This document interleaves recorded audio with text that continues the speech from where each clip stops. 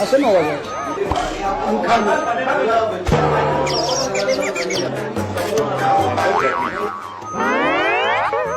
અરે ભાઈ કહું છું એટલે હજી કઈ વાવાઝોડાની અસર શરૂ નથી થઈ? અત્યારે 340 કિલોમીટર દૂર છે. અત્યારે 340 કિલોમીટર દૂર છે.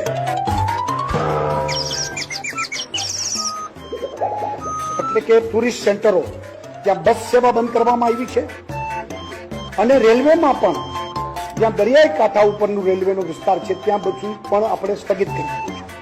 ન આવે ભગવાનને પ્રાર્થના કરીએ તો મોરબી જિલ્લો, અમરેલી જિલ્લો તો દરિયાકાંઠે છે. અમરેલી, ભાવનગર પવન ખૂબ ફૂંકાતો હોય, નદીઓમાં પૂર આવશે, નદીઓમાં પૂર આવે, માછીમારો બધા સલામત છે.